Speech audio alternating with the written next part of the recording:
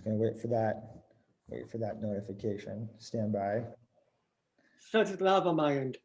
All right, we're in. Hello, everybody. Welcome back to Jake Sussman Live, wherever you're watching from. My name is Jake Sussman. I'm your host, and good morning, good evening, good afternoon, wherever you're watching from. This is my favorite part about this because this is all about community.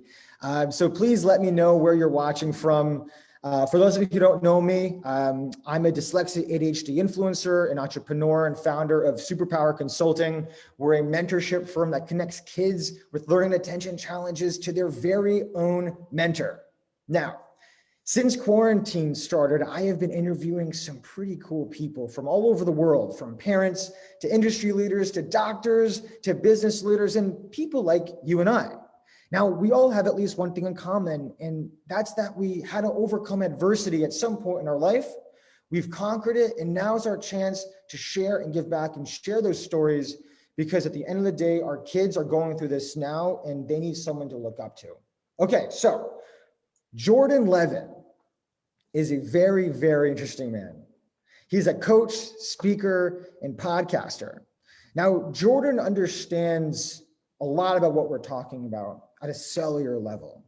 He's been a fighter since the day he was born. 3 months premature, weighing only 31 ounces. 2 years later, Jordan's parents discovered that he was deaf. They were told that he would never learn to speak. Through dedication and hard work, Jordan's parents taught him to use his residual hearing. Jordan instinctively taught himself to read lips, which has helped him to navigate the schools, the hearing world. Today, Jordan inspires others through his motivational speaking and CrossFit coaching to begin a journey of expanding their inner vision by focusing on themselves. His goal? To help people excel in their endeavors and realize that all good things start from within. Amazing. Energetic and bold, after graduating with a business degree from Michigan State University in 1999, he purchased and ran a printing company, putting into practice his business instincts. And in 2004, he sold the company and entered Target's corporate managing training program. Whoa. At the same time, he earned a Florida real estate license. Subsequently, he found his heart wasn't in these forms of businesses, though. In 2005, Jordan became a certified personal trainer, studying anatomy and kinesiology to deepen his understanding to how muscle groups operate and relate to each other.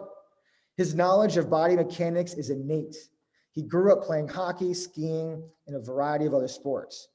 Now, in 2009, he opened up his first CrossFit gym, a serial entrepreneur he is, in Bloomfield, Michigan, where he inspires his clients to see themselves as team players.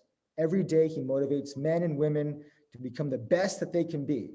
Jordan knows all good things start with you. Wow. Wow. Welcome, Jordan. Thank you very much. That was quite the introduction. You have it's so unbelievable how you've just done so much, and knowing where it started and that it wasn't handed to you on a silver platter.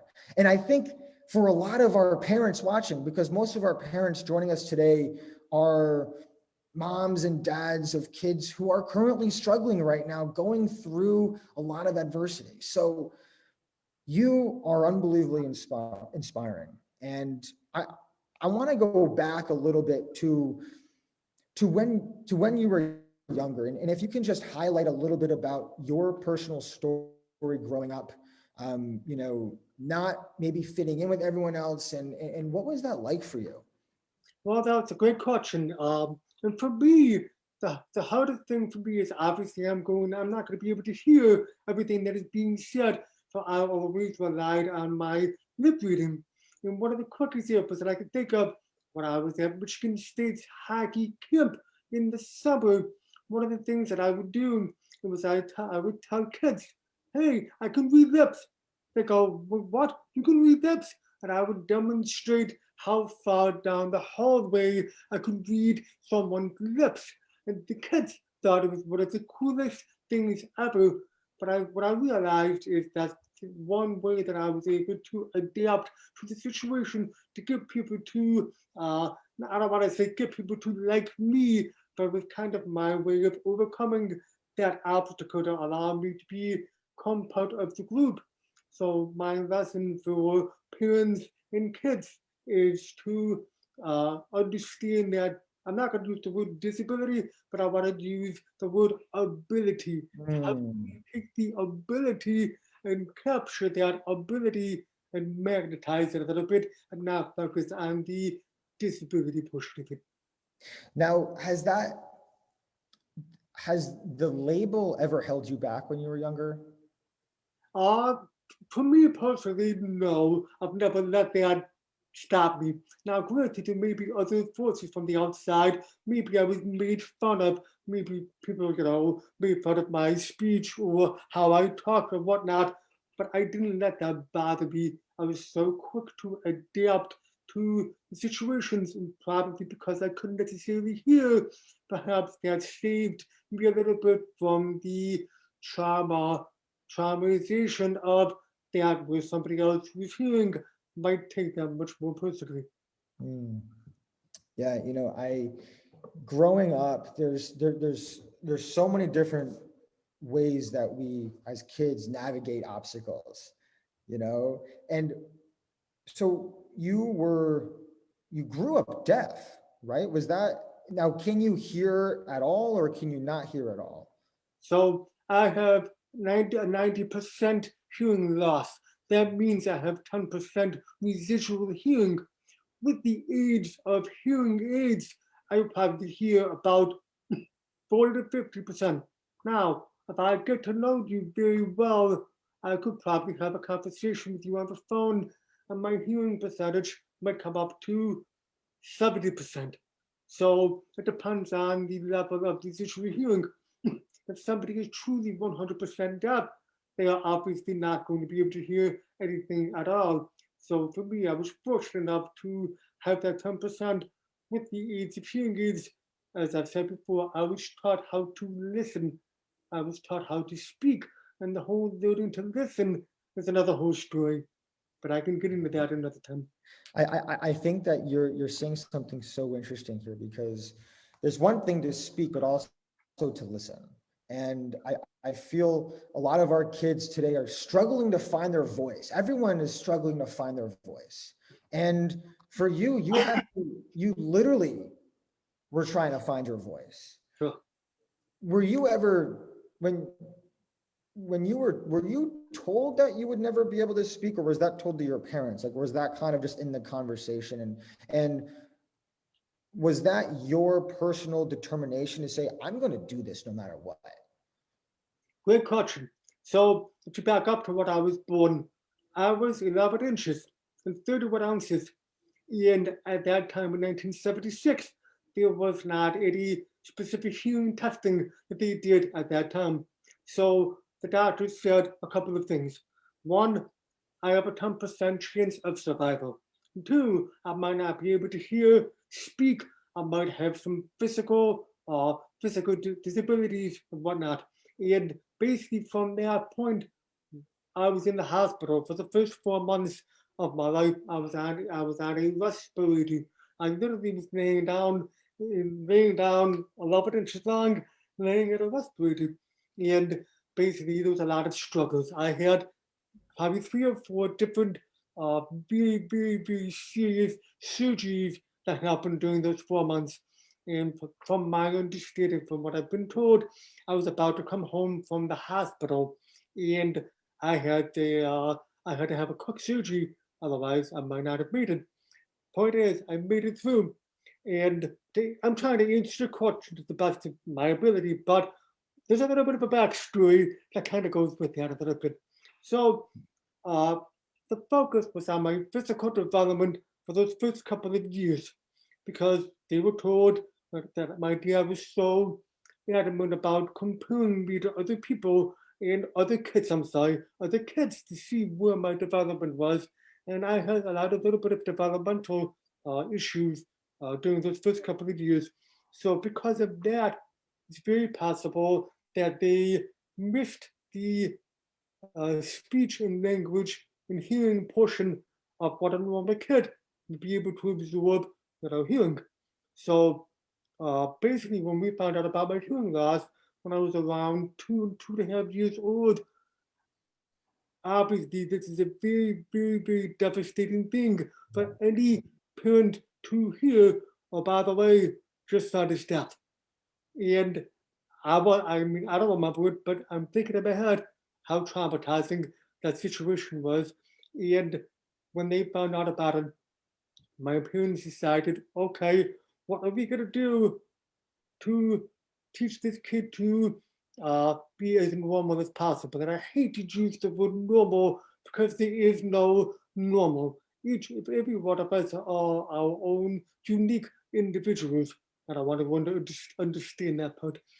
What I'm getting at is from that point on, my parents were so adamant about what can we do to teach Jordan how to speak, how to listen, all of that stuff. And my dad always told me that in the beginning, when he was talking to different doctors, and he said to one doctor, if I was Henry Ford and I had all the money in the world, where would you send your kid to teach them how to speak and listen?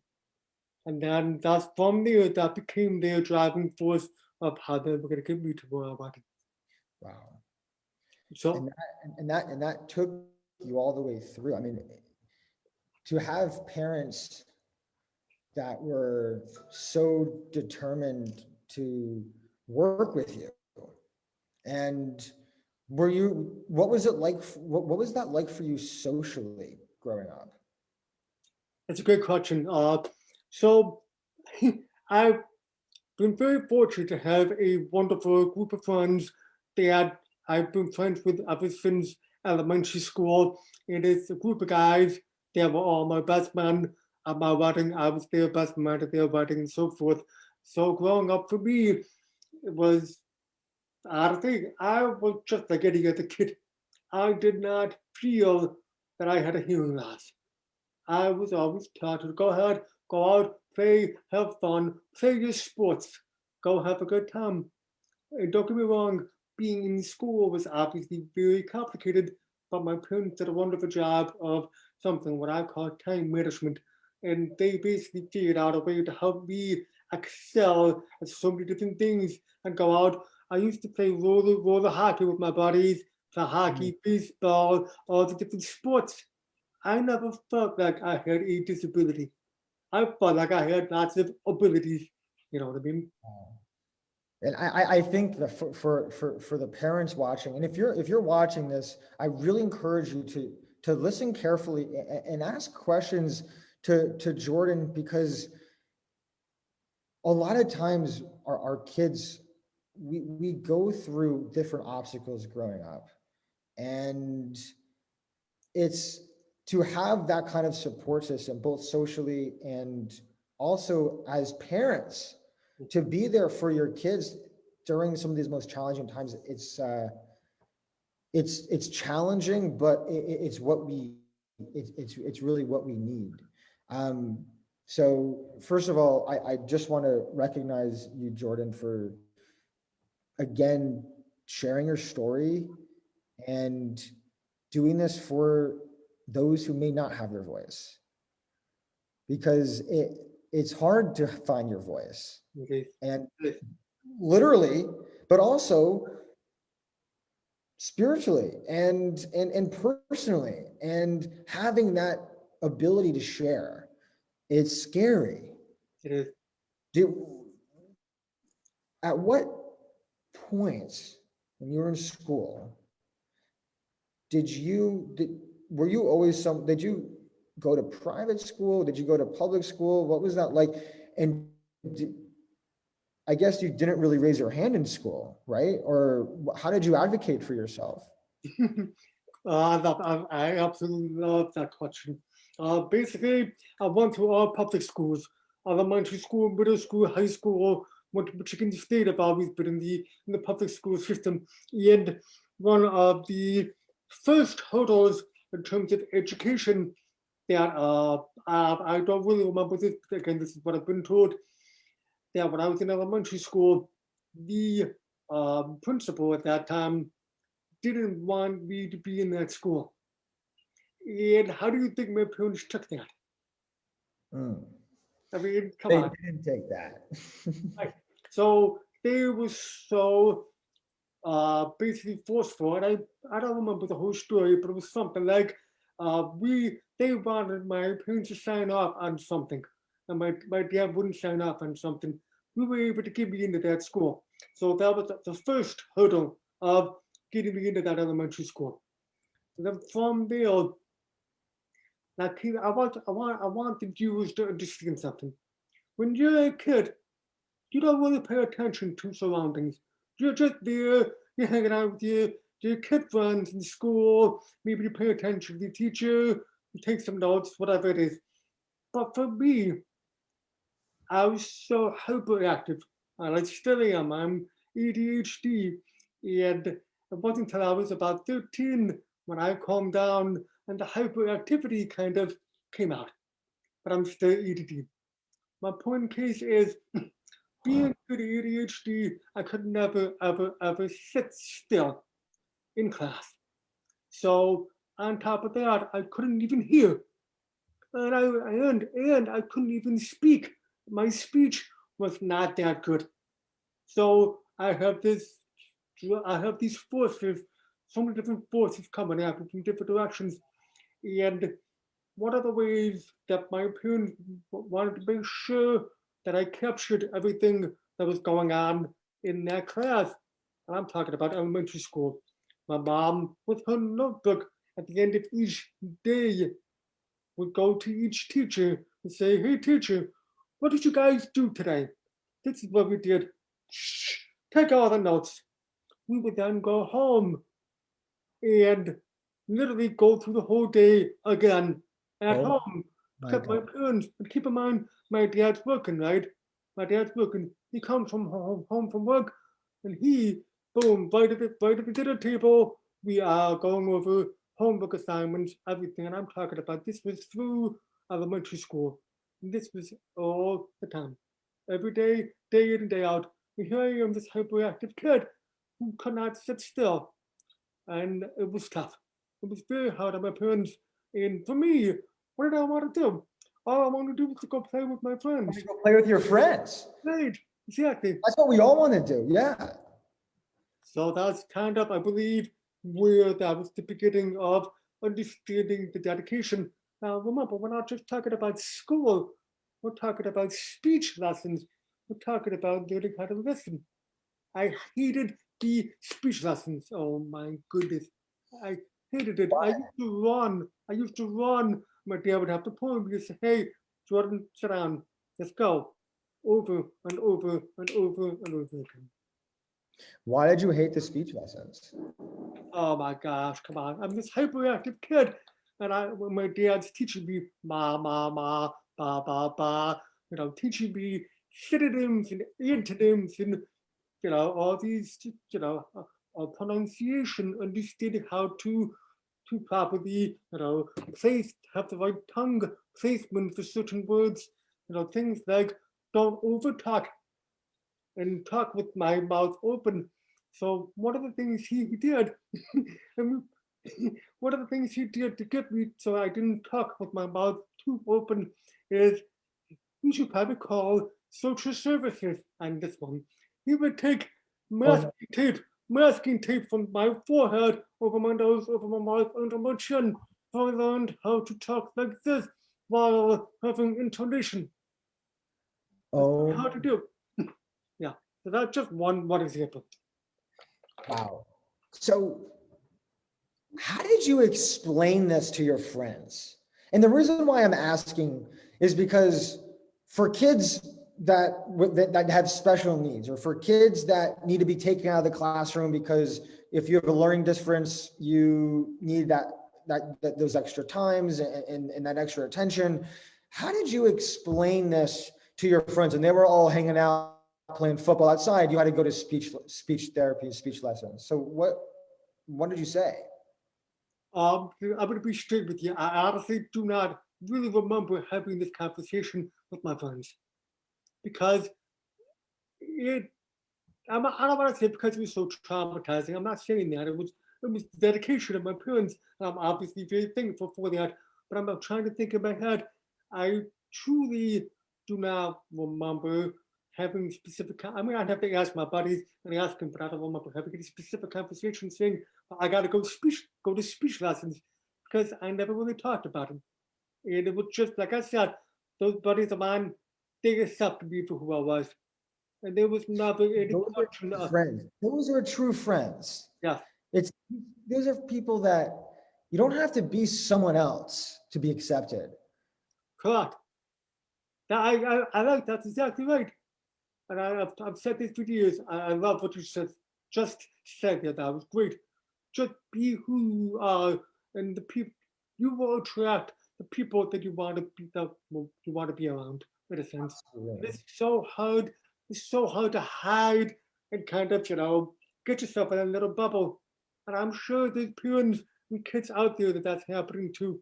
But let me just tell you, allow the kids to have the opportunity to do what they want, allow them to get out there and experience things, allow them to be part of groups, allow them to play different sports, allow them to try and do things. And I promise you, the kids will thank you for it. And I honestly, I thank my parents all the time for the things that they've done for me.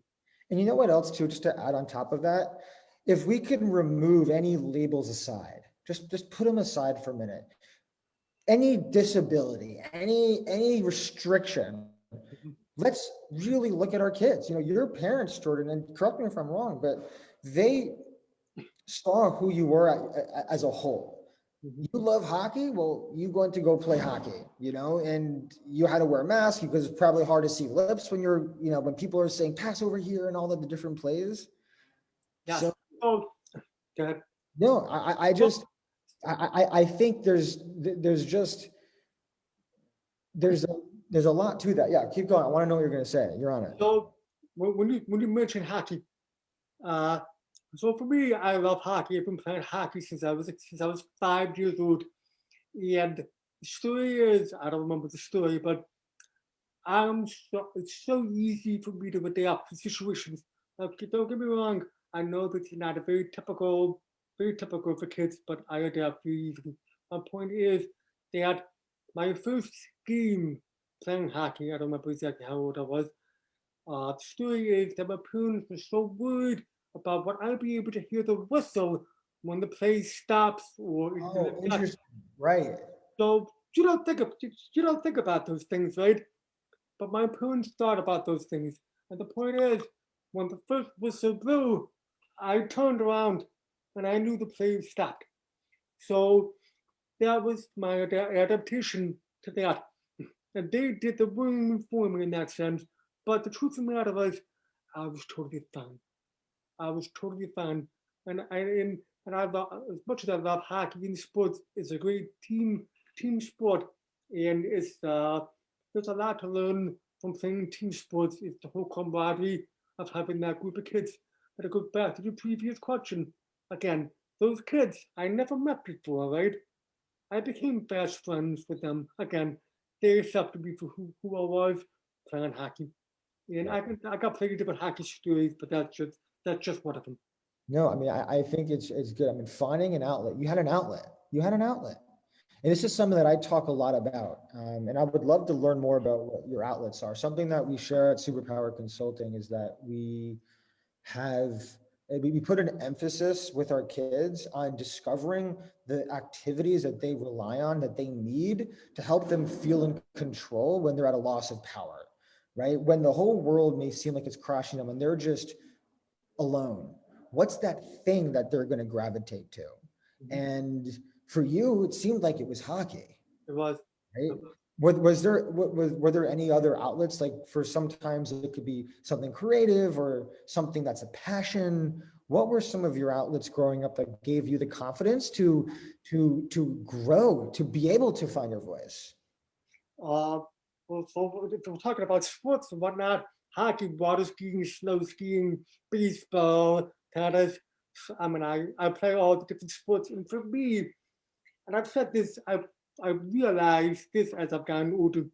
I don't usually meditate, but I realize that the sports and all the activities that I do is my form of meditation, as Hmm. my form of forgetting about everything that's going on in the outside world.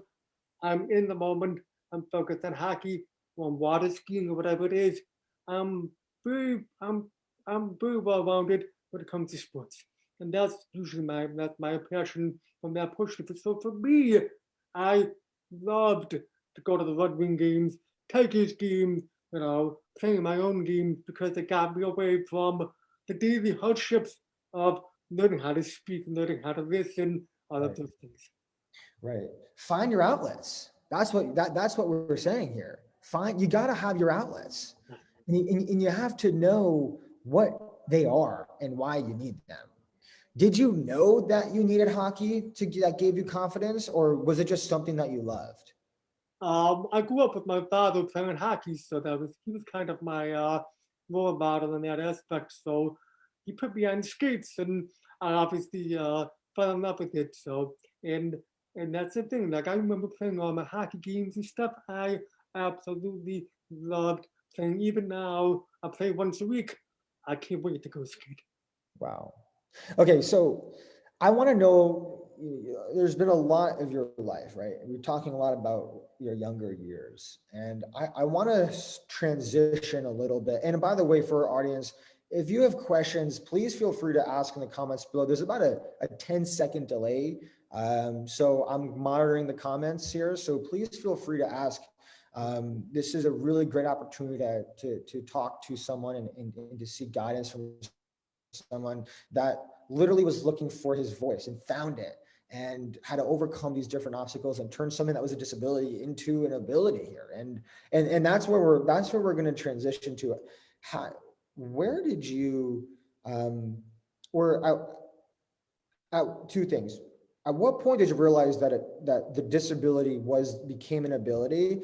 And did you did you find yourself, because you're fairly successful now, so did you find yourself capitalizing on some of your challenges, actually, that like what some may thought was a disability actually is part of your whole being of who you are today? Great question. So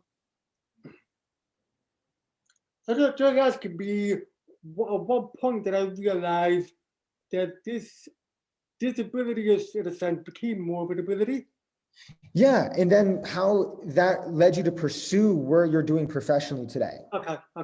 got it. Okay. So I grew up watching my father. My father is a entrepreneur, so he's an optometrist. He's done all these different small businesses through the years. So I learned the business aspect of it. But in terms of how I transitioned into that, ability, disabilities versus abilities, truthfully, I'm not going to say smooth sailing. It was hard, but I never let that disability get in the way. And the biggest thing that I want people to understand is my motto has always been never take no for an answer. Yes. So the reason I want people to understand that is because the word no has such a negative connotation. As kids, we grew up with hearing people say no, no, no, no. Well, what happens when that happens? You start to retreat. Well, we need to kind of reverse the thinking a little bit and focus more on the flip side of it is the yes. So I basically through the years in my professional development over the last 20, 25 years, I'll give you a quick example. I don't want to work for anybody else. I've always wanted to be my own boss. So I ended up with a printing company. I was 23 years old at that time. I knew nothing about the printing industry, and I knew that I wanted to run a business. And keep in mind, my employees were in their 40s at that time. So here I am walking into this business, having no clue what to do. And I went to business school at Michigan State. But I gotta tell you something. You couldn't learn all you wanted in school. I always called the printing business the school of hard knocks. Because I learned how to deal with people and how to understand how to run a business. And let me tell you, great experience. It was not easy. Don't get me wrong, I've already gone through all these hardships before. So I was able to kind of transition out of the I'm doing my own thing now. Before it was always um, previously with school and all that stuff. Now I'm on my own school of hard knocks. I'm getting nitty and gritty. And my point is I was so focused on the business development that I didn't worry about my disabilities in a sense. I just focused on what can I do to make this business better. And everybody who knows me, they know I ask 1,000 questions until I get to the gist that I actually want. And you have to be aggressive when it comes to that. But you, I think you just hit it on the head there, because do you, I always believe that if someone doesn't understand you, Correct. right? If you believe in your heart, okay, that what you're doing is good and it's going to help someone, and they keep saying no, then it's actually not on them. It's the way you're delivering it. Yes. Because they're not understanding you. Right. So I find that's brilliant, because I think a lot of times we tend to point fingers blaming them for not understanding us, but it's actually you. Does that make sense? Yeah, 100%. I 100% agree with that.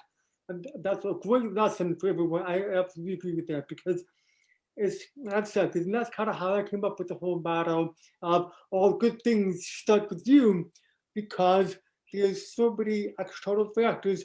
You can ask advice, you could talk to a lot of different people, but ultimately, who makes the decision to do what you personally want to do?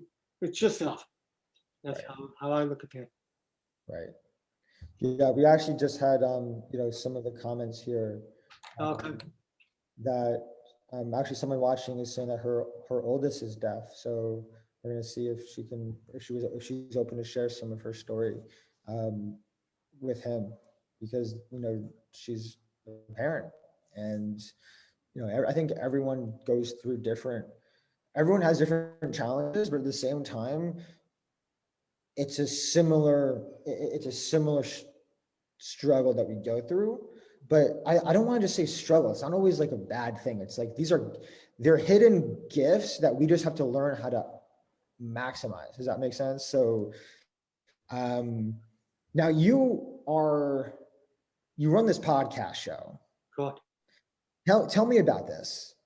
So the podcast has been very, very, very interesting for me. And one of the things that I've learned is that, I've been making my entire living on speaking, whether it's, coaching my clients across the Bloomfield or my speaking engagements or whatnot. And then what my point is, what I realized is there's so many different mediums out there to get the message out there.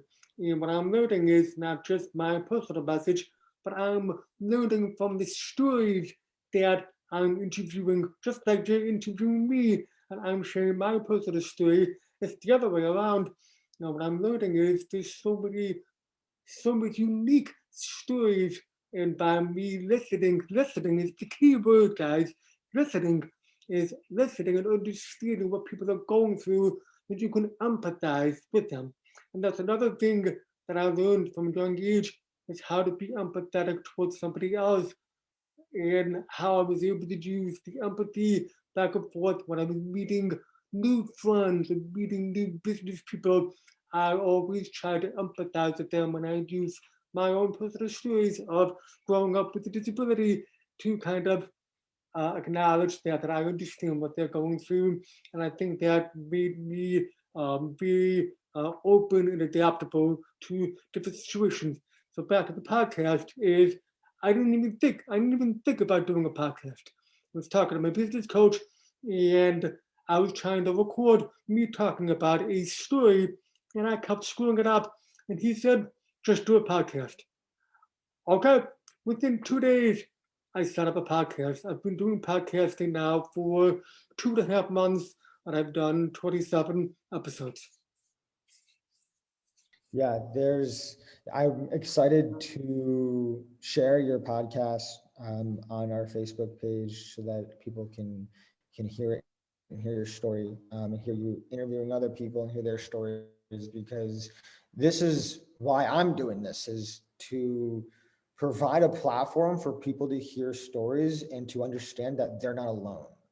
Correct. And no matter what adversity it is, right? It's something that could hold you back and shut you down. Right. And it's how you overcome that, how you step up, how you look at it in the eyes and you say, you're not going to take me down. And we have to embrace it, obviously, because it's what we got. But what are we going to do to find our strengths to then use what was once a disability and have it be part of our identity, but not in a bad way? And I think it's so important. It is. I agree. It is. It's important, but it's also challenging. And you have to. The best way I can say this is you have to be open-minded. You have to look at the situation. You have to understand what's actually happening right in front of you and be aware of the surroundings and say to yourself, okay, this is not easy. For parents, kids, whoever's watching, I know it's not easy. And you just have to kind of look at the surroundings, pay attention to what you actually have going on. And one of the things that I've been trying to talk about is having gratitude. If you have gratitude within yourself, or self-love, and be gratitude of who you are, I think everything else will eventually fall into place. And I always tell everybody, try different things. The one thing that you try may not be right for you. That's okay. Try something else. And I've said this for years. From the time I graduated from Michigan State, 1999, to when I started class for Bloomfield. In 10 years, I tried many different things. But when I started class for Bloomfield, hit the nail on the head. That's always been my passion. I just didn't understand it at that time. So as you get older, you get a little bit smarter. But the earlier you start having gratitude and understanding of everything, things will eventually fall into place. Wow. Yeah. You make yourself relatable, you make yourself relatable. And sometimes if we remove ourselves from trying to fix the problems and we can just get in the other person's world and connect and understand and have that empathy and have that gratitude, and also be able to look in the mirror and say, you know what, I love you, self, and this is who I am. And if we compare, which is it's so hard not to compare. Right. But if we try to have that moment, which is what you're saying, of gratitude, what are some ways that that kids can practice gratitude? Say it again. What are some ways that kids can practice gratitude? Oh, that's a great one. One of the things is, now it depends on the age of the kid, obviously, but the, the biggest thing is gratitude to me is also along the lines of being appreciative of who's around you. So for me, it's always been, I always thank my parents. Thank you so much for doing this. Thank you, teacher, for helping me with X, Y, Z. Thank you, whoever it is, basically saying thank you and saying the words, I appreciate what you've done for me. And I think once you open up a little bit more and you accept, not just accepting who you are, but being able to uh, transform that a little bit into more of a positive environment, you'll be able to kind of see the stepping stones. It's not going to happen right away. It's going to take some time. And I always say, be patient with yourself. You know yourself. Nobody else knows you better than yourself, right? So how do you manifest that into something positive? Just be patient. Give it some time. We'll get there. Wow. I don't even know if I want to continue now after that. Was so good. It's so good. It's so good. Please show your kids this interview. It's so important. Show them this. You're not just inspiring, but you're real. You're real. You're not just saying all of the good big stuff. You're saying that, you know what, it was hard, but we have to practice that ability to look and reflect and self-reflect and communicate and thank other people for helping. Our parents, your parents, my parents, they're the people, our audience, taking the time out of their day, evenings or mornings to watch this, are constantly striving to learn how we can better reach our kids and how we can give them those tools so that they can grow. Mhm. It's tough. And I agree. And the thing I want to throw in there is, who are you trying to impress? Nobody. And I think the mistake people make, everybody tries to impress other people, and sometimes it goes too far. Don't get me wrong, I want to impress people, I want to make everybody happy, but at the same time, you got to back up a little bit. Like I said, focus on yourself, and then you say I'm trying to be as authentic as I can, right? You can be authentic, true to yourself. You don't have anything to worry about. Okay, I have a deep question for you on this conversation. What do you think what's the difference between being selfless and selfish? Because I personally, being selfish, I think has a very wrong, people think that just the word selfish is a bad word. You don't want to be selfish. Right. However, if in order to put yourself first, in order to be able to reflect, is there a form of selfishness, or is that being selfless? Okay, I like that. That's better. Selfless versus selfish. It's two different things. That's a wonderful way to say that. That's a very good question. Right? It's, It is. yeah. You got me here, man. You got me. I've been trying to figure out how to correctly portray that statement there. Selfless is, yes, it is all about you at a personal level, 100%. But it's, wow, you got me here, man. No, think about it. Think about it though, because I think the reason why I'm asking is I got in a deep debate with some of my friends about this conversation of, okay, so I believe we have to have a form of selfishness, but not the bad selfish. Right.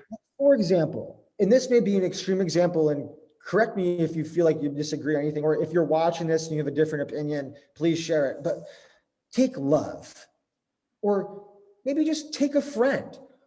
Why are you friends with that person? They must provide you with something right? Like if you love someone, that person that you love provides you with something that no one else in the face of the universe can provide. But it's something that they provide to you. You seek it and they give it to you, right? We gravitate toward things that satisfy us. We don't just do it. We're not like just do it for fun. It has to. Because even look at when you give in philanthropy and when you donate money to charity, you don't get the return you get is that feeling. Yes, that's it. That's it right there. It's the feeling. And that's why I get it. Okay.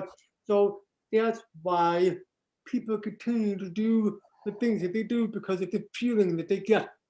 And it can go both ways, the negative and the positive.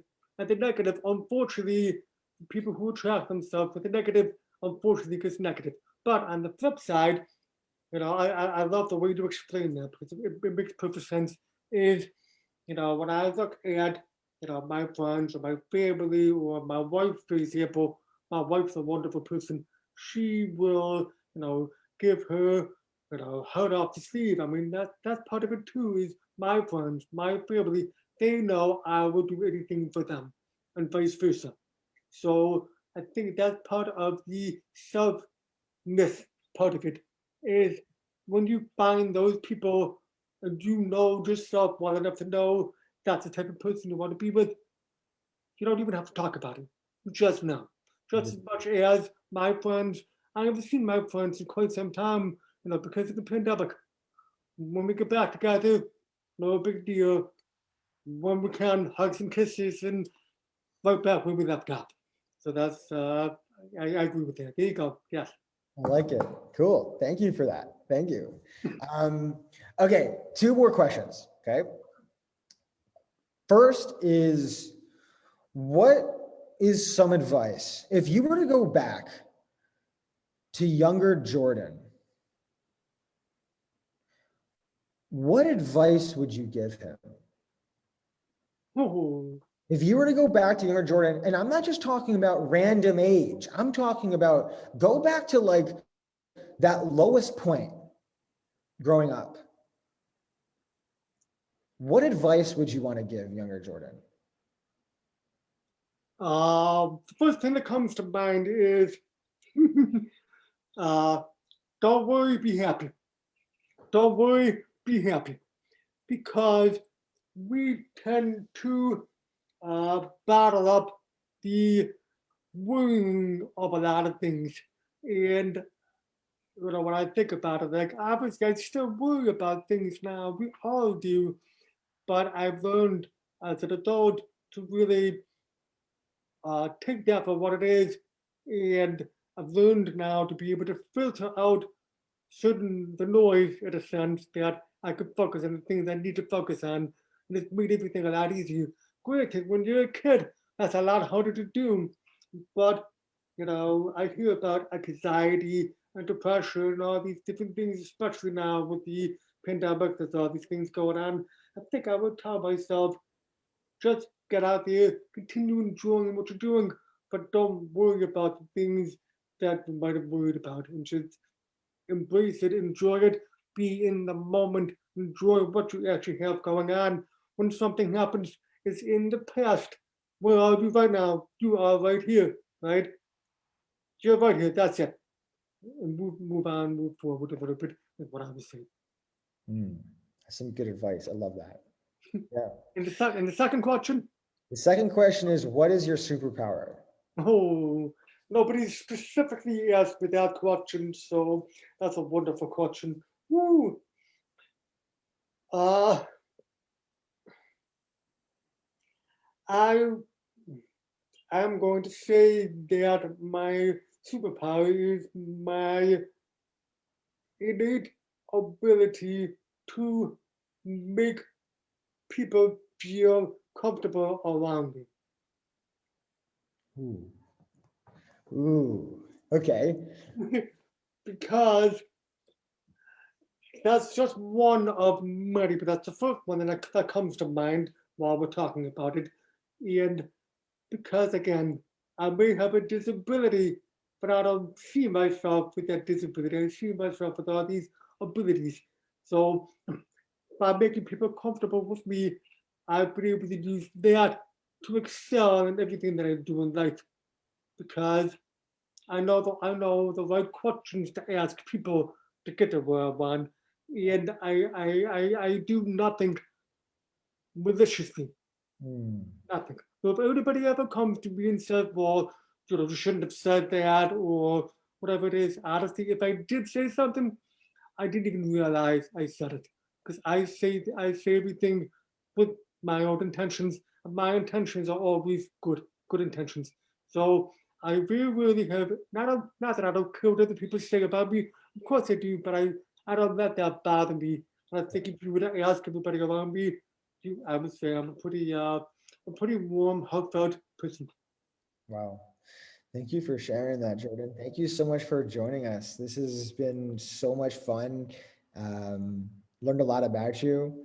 And it's just, as you were talking, I've been thinking to myself throughout this whole interview that this was once was told that this wasn't going to be possible. So I'm listening to you talking, Mhm. and in the back of my mind, I'm like, this wasn't supposed to happen in their eyes. That's 100% true. 100% true. There were so many different routes that I could have gone. And this is where I'm at today. This is my life, and I'm thoroughly enjoying it. That's so amazing. Well, it was so nice to have you on the show. Thank you again. And for all of you watching, please feel free to continue asking questions. I'll send it to me directly and I'll be able to forward it over to Jordan. I'll post his information also on there to check out his website and his podcast. And yeah, Jordan, thanks again. Thank you. This has been an absolute blast. Again, if anybody has any questions, if you have, for example, if you have a deaf or hard of hearing kid, if you have questions, I'm more than happy to sit down, hop on a Zoom call, talk about it. And if you have questions for my parents or any of that stuff, again, I'm always available. Shoot me a message on my Facebook and LinkedIn, Instagram, and all that stuff. So thank you. Perfect. We'll make sure we get that on there. Awesome. Jordan, thanks again for joining us. Yes, thank you very much. Bye now. Yeah.